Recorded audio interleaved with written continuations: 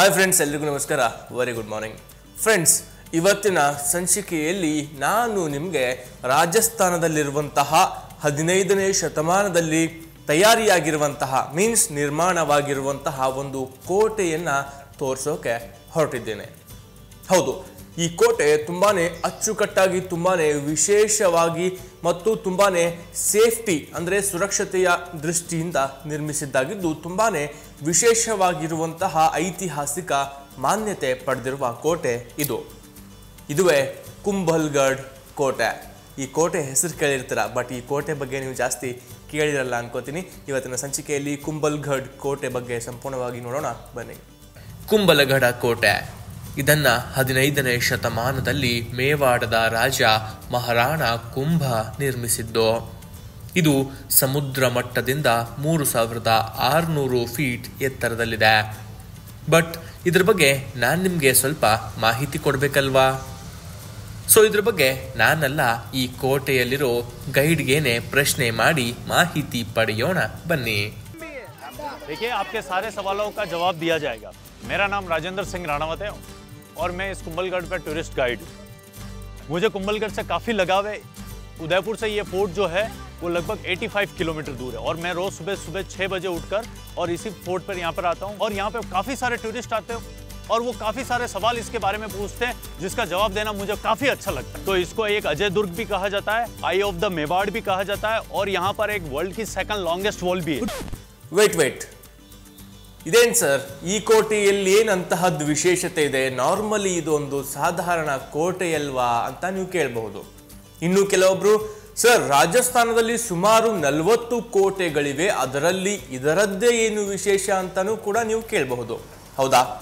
ಇಡೀ ವಿಶ್ವದಲ್ಲೇ ಅತ್ಯಂತ ಉದ್ದವಾದ, 2ನೇ ಅತ್ಯಂತ ಉದ್ದವಾದಂತಹ ವಾಲ್ ಇಲ್ಲಿದೆ. ಚೀನಾ ಗೋಡೆ ಬಗ್ಗೆ ನೀವೆಲ್ಲ ಕೇಳಿರ್ತೀರಾ, ಇಡೀ ವಿಶ್ವದಲ್ಲಿ ತುಂಬಾ ದೊಡ್ಡದಾಗಿರುವಂತಹ ಗೋಡೆ ಅಂತ ಕರೀತಾರೆ. ಅದೇ ರೀತಿ ಇದನ್ನ ಇಡೀ ವಿಶ್ವದಲ್ಲೇ 2ನೇ ಅತ್ಯಂತ ದೊಡ್ಡದಾಗಿರುವಂತಹ ಗೋಡೆ ವಾಲ್ ಈ ಕುಂಭಲ್ಗಢ್ ಕೋಟೆಯಲ್ಲಿದೆ. ಇದ್ರ ಬಗ್ಗೆ ಮತ್ತಷ್ಟು ಮಾಹಿತಿ ನೋಡೋಣ ಬನ್ನಿ. ರಾಜಸ್ಥಾನದಲ್ಲಿ 40ಕ್ಕೂ ಹೆಚ್ಚು ಕೋಟೆಗಳಿವೆ. ಆದರೆ ಕುಂಭಲಗಢ ಕೋಟೆಯಲ್ಲೇನು ಅಂತಹ ವಿಶೇಷತೆ ಅಂತ ಹೇಳ್ತೀನಿ ಕೇಳಿ. ವಿಶ್ವದಲ್ಲೇ 2ನೇ ಅತಿ ಉದ್ದದ ಗೋಡೆ ಇರೋದು ಇದೇ ಕುಂಭಲಗಢ ಕೋಟೆಯಲ್ಲಿಯೇ. ಹೌದು, ದ ಕುಂಭಲ್ಗಢ್ ವಾಲ್. ಇದರ ಉದ್ದ ಎಷ್ಟು ಗೊತ್ತಾ? ಇದು ಸರಿಸುಮಾರು 36 ಕಿಲೋಮೀಟರ್ನಷ್ಟು ಉದ್ದವಿದೆ. ಉದಾಹರಣೆಗೆ ನೋಡೋದಾದರೆ 45 ಬುರ್ಜ್ ಖಲೀಫಾಗಳಷ್ಟು ಉದ್ದ. ಅರಾವಳಿ ಪರ್ವತ ಶ್ರೇಣಿ ಮಧ್ಯೆ ಇದು ಹರಡಿದ್ದು, ಇಂತಹ ಕಷ್ಟಕರ ಪ್ರದೇಶದಲ್ಲಿ ಗೋಡೆ ಕಟ್ಟಲು ಸಾಮಾನುಗಳನ್ನು ಕೊಂಡೋಗಿ ಇದನ್ನು ನಿರ್ಮಿಸಿದ್ದಾದರೂ ಹೇಗೆ ಅನ್ನೋದೇ ಒಂದು ಪ್ರಶ್ನೆಯಾಗಿದೆ. ಈ ಗೋಡೆಯ ಸುತ್ತಮುತ್ತಲೂ ಹಳ್ಳಿಗಳಿದ್ದು, ಇದರ ಸುತ್ತ ಸುಮಾರು 360 ಪುರಾತನ ದೇವಸ್ಥಾನಗಳಿವೆ. ಇಂತಹ ಶ್ರೀಮಂತ ಕಲೆ ಸಂಸ್ಕೃತಿ ನಮ್ಮ ಭಾರತದಲ್ಲಿ ಮಾತ್ರ ನೋಡಲು ಸಿಗುತ್ತೆ ಅಂದರೆ ತಪ್ಪಾಗಲ್ಲ ಅನ್ಸುತ್ತೆ. ಕುಂಭಲ್ಗಢ್ ಕೋಟೆಯಲ್ಲಿ 7 ದೊಡ್ಡದಾಗಿರುವಂತಹ ದ್ವಾರಗಳಿವೆ. ಈ 7 ದ್ವಾರಗಳು ಎಲ್ಲ ಬೇರೆ ಬೇರೆ ದಿಕ್ಕಿನಲ್ಲಿ ನಿರ್ಮಿಸಿದ್ದಾಗಿದೆ. ಇದು ಎಷ್ಟೊಂದು ಮಟ್ಟಿಗೆ ಸುರಕ್ಷಿತವಾಗಿತ್ತಂದ್ರೆ, ಯಾವುದೇ ಒಂದು ಕಡೆಯಿಂದ ವೈರಿಗಳೇನಾದರೂ ನಮ್ಮ ಮೇಲೆ ಅಥವಾ ಅವರ ಮೇಲೆ ದಾಳಿ ಮಾಡಿದರೆ ಇವರು ಆ 7 ದ್ವಾರಗಳನ್ನು ತೆಗೆದು ಆ 7 ದ್ವಾರಗಳಿಂದ ಹೊರಬಂದು ಎಲ್ಲ ಕಡೆಯಿಂದ ಮುತ್ತಿಗೆ ಹಾಕಿ ಅವರ ಶತ್ರುಗಳಿಗೆ ಸದೆ ಬಡೆದು ಸೋಲಿಸುವಂತಹ ಕೆಲಸ ಮಾಡ್ತಿದ್ರು. ಇದರ ಬಗ್ಗೆ ಮತ್ತಷ್ಟು ಮಾಹಿತಿ ನೋಡೋಣ ಬನ್ನಿ. ಕುಂಭಲಗಢದಲ್ಲಿರೋ 7 ದೊಡ್ಡ ದ್ವಾರಗಳಲ್ಲಿ ಭೈರವ್ ಪೋಲ್ 7ನೇಯದ್ದು.